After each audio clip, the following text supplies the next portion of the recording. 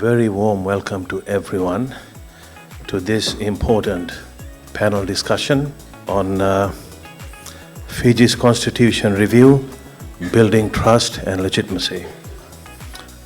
If you are a follower of history, you will know that we as a country have something of a fetish for constitutions. If you consider that since independence in 1970, we are now on our fourth constitution, right? Which must be some kind of a record. Actually fifth if you count the now cremated Yash Gai draft constitution. Okay, and then today we are gathered here to discuss the possibility of yet another constitution, constitution number 6. Right, so Fiji is going through constitutions like fast food. Okay, but to be fair and given our context, our socio-political context, this was almost a given. Right, we have a very complex background. It's a serious issue, as complex as it is important, mindful that our constitution is both the backbone and the blueprint of a nation. It sets our national direction. It empowers citizens, this is really important, it empowers citizens by defining the limits of state power and enshrines how people's rights must be protected. It's a major human rights instrument above all else. Without a strong constitution, nations risk chaos, even collapse. This is a warning for us in Fiji, and this underscores the gravity of tonight's discussion, which is part of civil society's effort to make sense of our constitutional conundrum, and above all, contribute to building something enduring, representative, and trusted by all Fijians. Okay, my role this evening is simply to guide the discussion and keep us focused on the key questions while allowing the speakers to share their perspectives in full. This forum adopts a dialogue-style format with no individual presentations.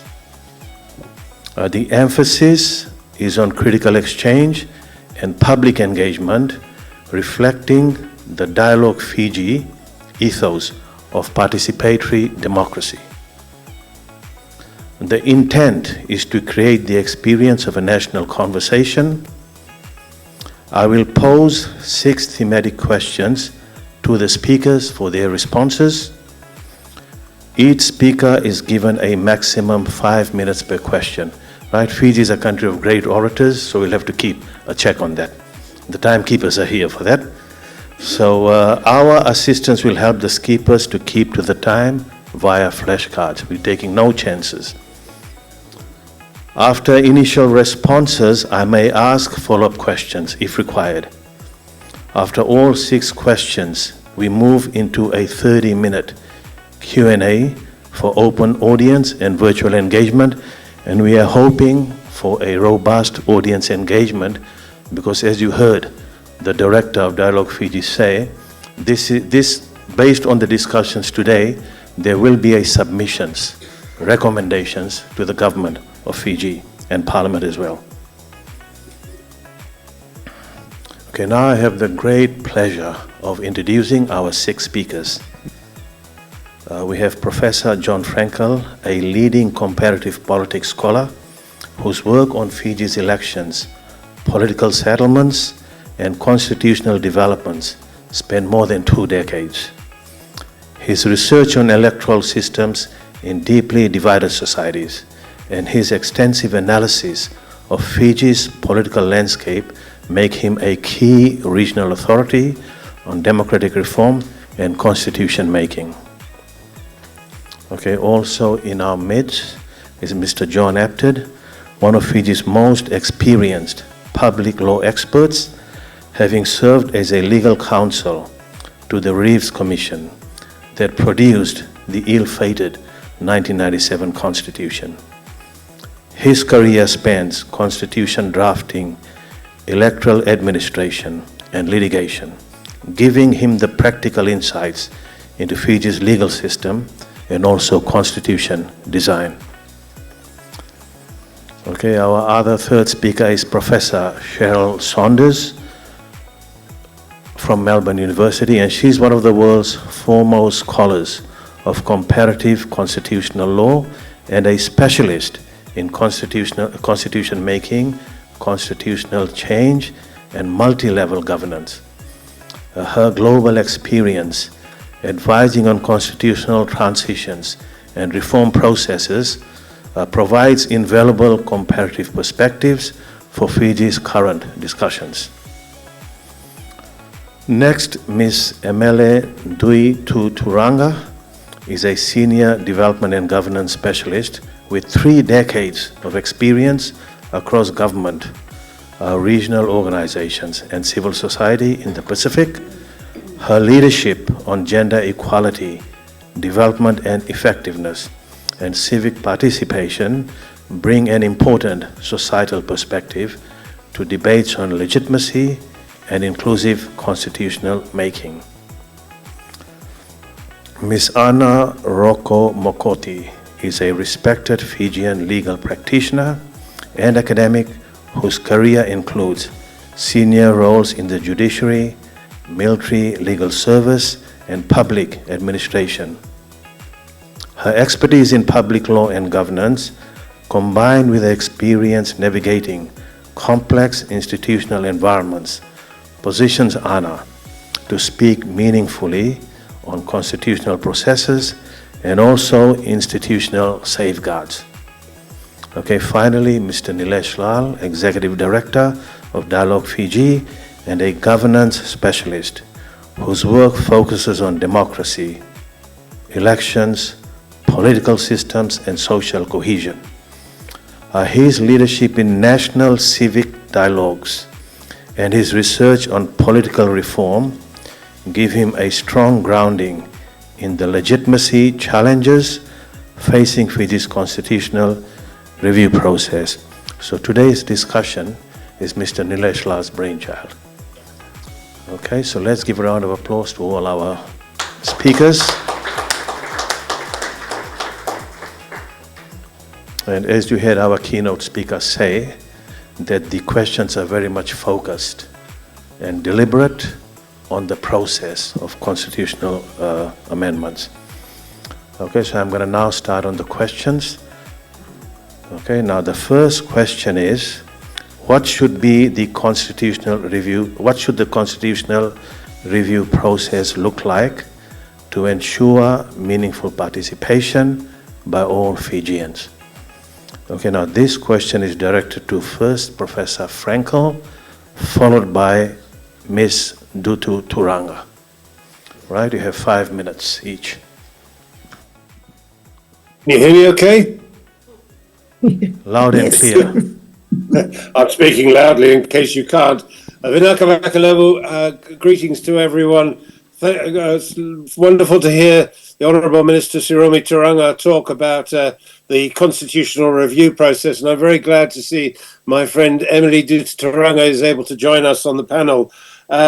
Just in relation to Shailendra's point, I don't think that Fiji's problem is too many constitutions, it's too many coups. And the fact that Fiji's had so many coups has necessitated repeated constitutions. But Fiji has never had a constitution that was backed by a referendum that could truly be said to belong to the people of Fiji. We're talking about, the question you ask is about the process, but to some degree the process is already laid down by the Supreme Court's decision in August. We know that it's going to need a 2/3 majority in Parliament, and we know that it's going to need to go to a referendum. There are some people in Fiji that have said, why are we bothering with all this? Why don't we just simply dump the 2013 constitution? Well, that would be in breach of the law because the Supreme Court's opinion has the status of law, and it's unnecessary because if you think back to the 1997 constitution, for example, if you look at that carefully, that was a constitutional amendment. In other words, you can entirely rewrite a constitution when you're amending it. But the Supreme Court did leave some aspects of the 2013 constitution unamendable, particularly the immunities. I think the Supreme Court decision is a very positive one in allowing a process of constitutional review to commence and allowing Fiji for the first time ever to have a constitution that can be backed by the population in a referendum. Thank you. Okay. Thank you. Yeah, nice to see you, John. I'm pleased you said coup, because talked about coups, because I was going to say, well, we have 4.5 constitution, possibly 6 now. We've had 4.5 coups. And what is important about that is that, and I've said this previously, that we have a majority population of coup babies. Think about it. And I looked up the stats today. 54% of our population are 30 years and younger. If you were born in 1987, you're 26 years old. So I think what's really important in the public participation process is some kind of civic education. What is a constitution?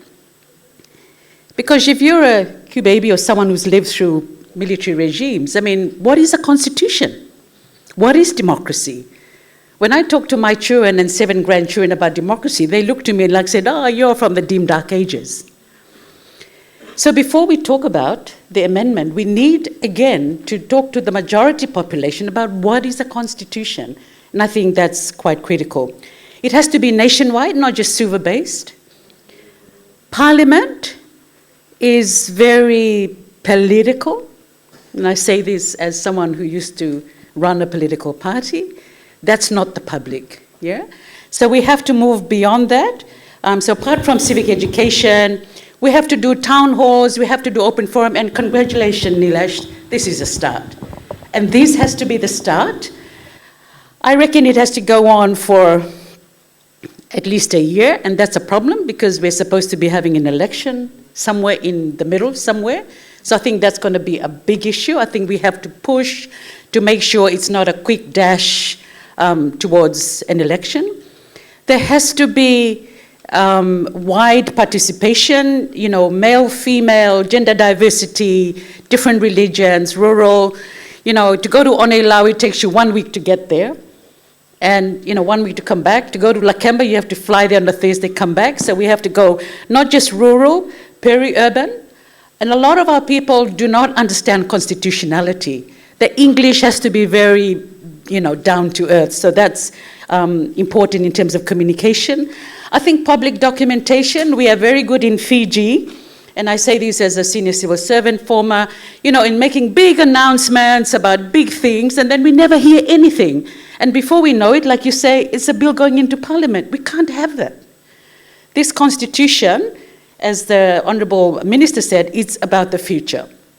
It's a legacy that those of us who make the least population, so those of us who are 60 plus, and I know I look 16, but I'm actually in that category, we make up, let me tell you the facts, we make up 6.4% of the population. Yeah?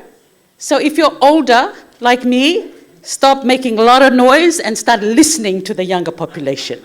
So that's really important. I know I've got 2 minutes, I know I have a lot to say. Building trust. No, we have to have the diversity. We have to safeguard against manipulation, political interference. I'm a woman, and it feels like there's no women in this country whenever we choose people to do things. So hey, you know, 50% of the population almost, you know, are females. We have to have feedback loops.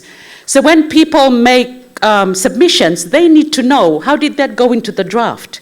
How did it come back? So I think that's quite critical, and I'm heading towards landing the plane.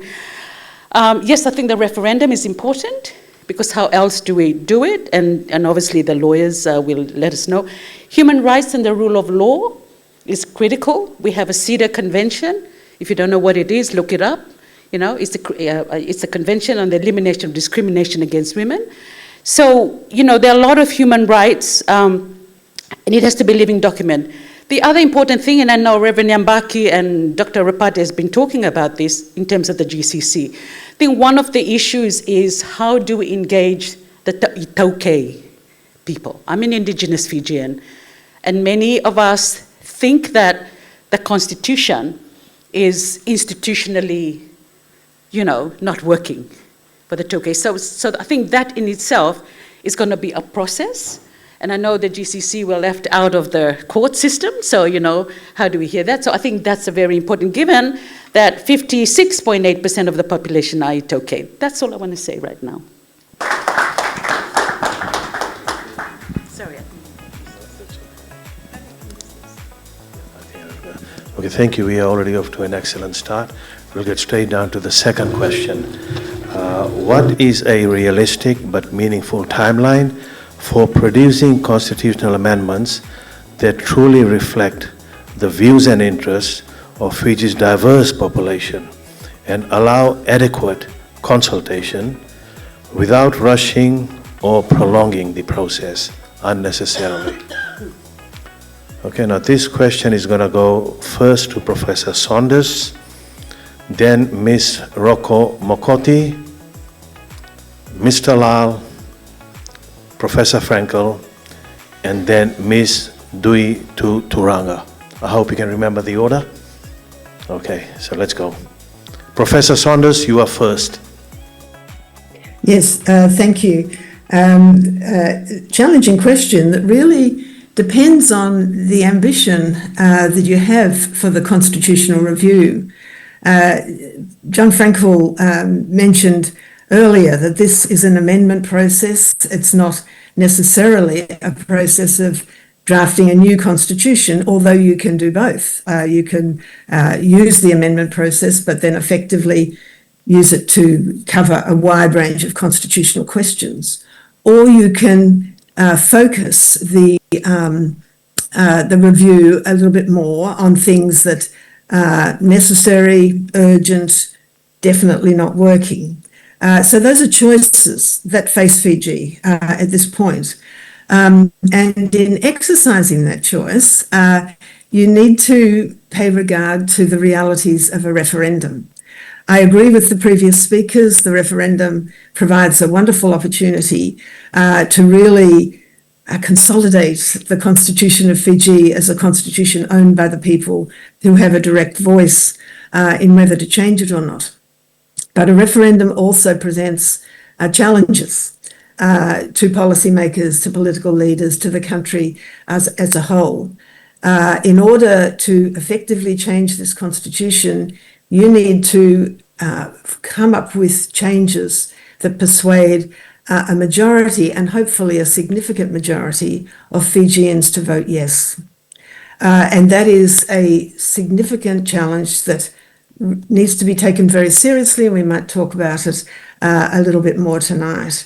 But the two ideas go hand in hand. What should we change? How much should be changed?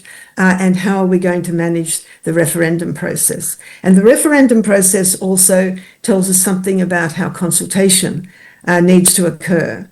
You may well have consultation at the beginning to help identify the sorts of things that need to be changed. But there will need to be more public engagement before the referendum vote to help people to understand what it is that they're voting on. Now, some of those issues are preliminary decisions that need to be made before we know how long this process is going to take. But if you are going to have a significant consultation process at the beginning and then another information education process, if you like, before the referendum, then that it clearly has the potential to take quite a bit of time. Okay, thank you, Professor Saunders. Anna, you are next. Thank you, Dr. Shalin.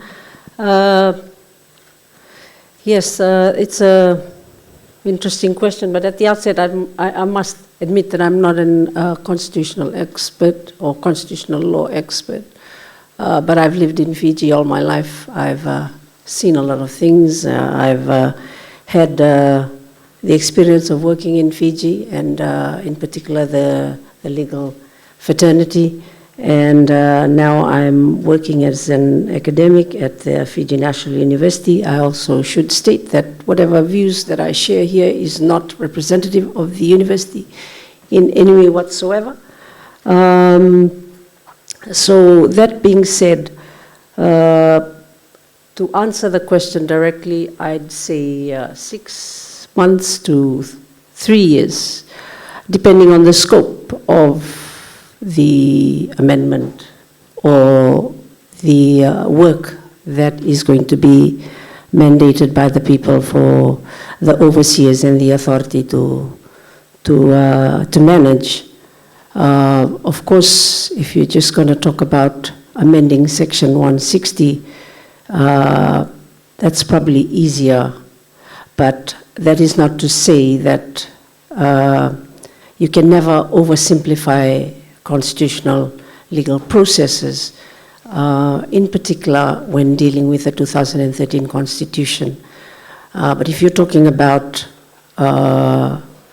so simpler or easier or shorter, but if you're talking about a whole constitutional review, meaning judging the 2013 Constitution and deciding whether it's worth keeping, that's definitely a different ballgame altogether.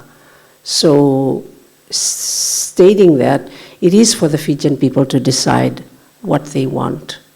And it makes it critical for this point to be made.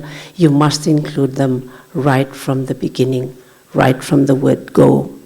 As to the Supreme Court opinion, I'll probably leave my comment for a later stage, but at this point in time, we must make sure we look at other jurisdictions who've also had the opportunity to create or form their own constitutions. I mean, you have Australia. Of course, the motives behind constitutional making or constitutional review is definitely important in Australia for the purposes of creating a federal arrangement. It took them, 3 years? The first constitutional making process started in 1898, and they had their constitution in 1901. So these are the things that we need to be very mindful of. I think it's good to take our cue from common law jurisdictions. So the reason why I say 3 years, 6 months to 3 years, is because you've got to be involved in a lot of things: preparations, public consultations, which probably mean referendums. It means deliberations. It means analysis, objective analysis, drafting. These things take time. And of course, the adoption stage. So it's a pretty many-sided process, as much as we'd like to think that it could be easy, but it's not. So to answer your question, I reckon 6 months to 3 years. Maybe I should add, it'd be best that the constitutional changes not be made at the end of a government's term, because a government has 4 years, so it's best that they have that clear mandate right from the word go when they enter government for the first time, so that they have that opportunity to actually exhaust, hear every man, every woman, every adolescent, and every child speak through their guardians or mothers or fathers. So that's my take. Yeah, thank you. I think that's a pretty long range, 6 months to 3 years, that Anna reckons should be would be an appropriate period in getting a constitution amendment done. Now, if we look at what the global experience has been in this regard, I think the balance needs to be created between proceeding with a lot of haste, getting the job done, and then having a prolonged delay. So if you look at it, the international benchmark for doing a constitution is somewhere between 18 to 24 months. Now some of the the most or some of the constitutions that are today regarded to be progressive, which also have been done recently, like for instance the Tunisian constitution, Kenyan constitution, also the South African constitution, which was of course done after the elections of 1994. These took around 2 years to formulate on average. Right. At home, if we look at the experience that we had with the Reeves Commission formulation of the 1997 Constitution, it also took a little over 2 years. So the process started around March 1995, and the Parliament of Fiji ratified the legislation, the Constitution Amendment Act, in July 1997. Then, of course, the ill-fated Ghai Commission, that process took around an year, but that constitution, as you know, was derailed by the government of the day, and so it did not actually proceed to the ratification process. What is important for a country like Fiji, which is quite notorious for experimenting with the different constitutions and seeming to have the view that the constitution making is some sort of a panacea to all of our political, governance and social problems, when it is not. And this is something that I said last year at the Attorney General's conference. You can have the best constitution in the world, but if it is not implemented properly, it is not going to have the desired output. And we have been thinking that, we create a constitution and it is going to solve all our problems. Right? Professor Frankel said that all the constitutions have resulted only because of coups. That is not entirely correct. The reality is that after every major power shift in Fiji, there either has been an attempt to do a new constitution, or there has been a constitution that actually eventuated after every major power shift. And the latest power shift, of course, we saw was in December 2022. That was the latest of the major political power shifts in Fiji. And then holding true to that pattern, the current government also feels that constitution change is necessary. So we can be a country that can continue to make constitutions, but in order to have a constitution that is going to be truly legitimate, it is going to be seen as one done by the people, and of course trusted, respected by most of the populace, then it is absolutely important that the process is not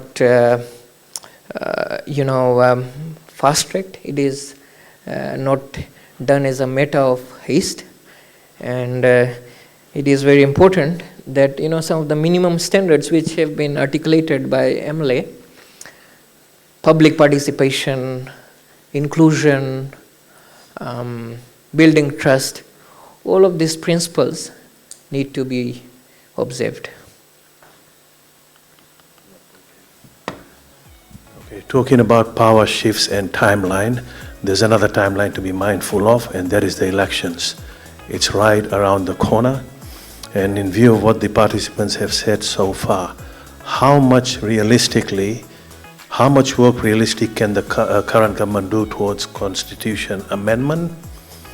And is there any kind of unease maybe or feeling that maybe the process is being unduly rushed? Okay, so this is in addition to the original question. I'll put this to Professor Frankel. Thank you. And apologies, by the way, that I can't be with you there today. I was there until last Saturday, and I was there before that for the Fiji Law Society, but I have heavy teaching duties here in Wellington, so I had to come back. As Shailendra said, the timing of a constitutional review needs to bear in mind that an election has to be held from the middle of next year through to the latest February 2027. And therefore, if the timeline that Nilesh was mentioning, that I was also going to mention for the Reeves constitutional review or the Guy constitutional review were used, there really isn't enough time, and nor would it be a good idea to try and rush a constitutional review ahead of the next election. Also, for the reason that the Parliament itself could do with some degree of renewal. Nilesh is quite right that not all of Fiji's constitutions have been direct responses to coups. The 1970 constitution did have some degree of consultation between the different political parties, London focused, and it came out as an ordering council. It was not entirely a product of the people of Fiji. It was to a considerable degree an imposed decolonization constitution. The 1990 constitution was very much a product of the coup and was not considered legitimate, certainly by a substantial share of the population, but it was an interim constitution. And the 1997 constitution wasn't a response to a coup directly, but it was an attempt to redress the wrongs of the 1990 constitution. Whereas I think the last one, the 2013 constitution, was very much the result of the 2006 coup. It just took a heck of a long time before the Bainimarama government confronted the reality that they could not continue within the established constitution. When that court judgment came down on, I think, April the 8th, 2009, saying that the government was unlawful, the next day the constitution was abrogated, which is what generated the 2013 constitution. I think, as I said earlier, to some degree, the Supreme Court judgment lays out a process towards a new constitution that would take a number of readings in Parliament and a 2/3 majority that would require a referendum at the end. And as Cheryl rightly said, referendums are dangerous because they can be very effective if you can get a majority. But if you don't get a majority, you can end up going back to the people again and again and again, as I think they've seen in Chile. But the necessity of a referendum requires the political parties and other agencies to come together and deliberate on something that really can get cross-communal consent.